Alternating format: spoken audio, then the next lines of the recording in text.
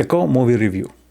కథ: మోహన్ అండ్ కురియచన్ వీళ్ళిద్దరు friends dog బ్రీడ్స్ని మిలిటరీకి, పోలీస్కి సప్లై చేస్తూ ఉంటారు. వీళ్ళు క్రైమ్స్ చేస్తూ ఉంటారు. అండ్ ఒక క్రైమ్ కేసులో మోహన్ని పోలీసులు పట్టుకుంటారు. ఆ పట్టుకున్న దాంట్లో తిన పాత్ర కూడా ఉంటుంది. కురియచనే ఇరికిస్తాడనమాట. ఈ క్రైమ్స్లలో పోలీసులు తిన కోసం కూడా గాలిస్తూ ఉంటారు, కురియచన్ కోసము. ఈ కురియచన్ వచ్చేసి ఫారెస్ట్లో ఎక్కడో దాక్కుంటాడు. తినకు ప్రొటెక్షన్గా డాగ్స్ ఉంటాయి అనమాట. కురియచన్ వచ్చేసి తన ఫ్రెండ్నే కాకుండా తన భార్యను కూడా మోసం చేస్తాడు. సో పోలీసులు కురియచన్ని పట్టుకున్నారా లేదా, ఈ డాగ్స్ ప్రొటెక్ట్ చేశారా లేవా, అండ్ తన భార్య అండ్ మోహన్ వీళ్ళిద్దరు కూడా తన పైన రివెంజ్ తీసుకున్నారా లేదా అన్నదే మిగతా.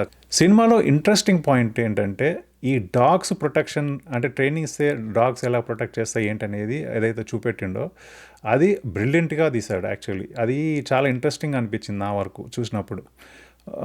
నెక్స్ట్ వచ్చేసి ఆర్టిస్టుల పర్ఫార్మెన్స్. ఈ ఆర్టిస్టులు అందరూ కూడా చాలా బాగా పర్ఫామ్ చేశారు.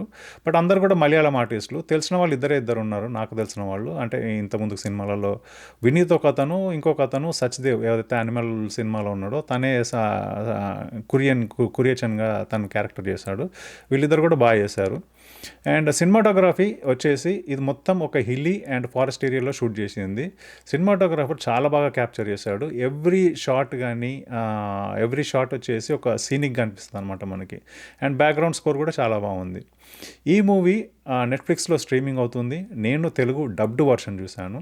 కొంచెం లిప్ సింకింగ్ అక్కడక్కడ ఇది అనిపిస్తుంది. బట్ డెఫినెట్లీ నా వరకు తరోగా ఎంజాయ్ చేశాను. మీరు ఎంజాయ్ చేస్తారనుకుంటున్నాను. Give it a try. Okay, thank you, bye.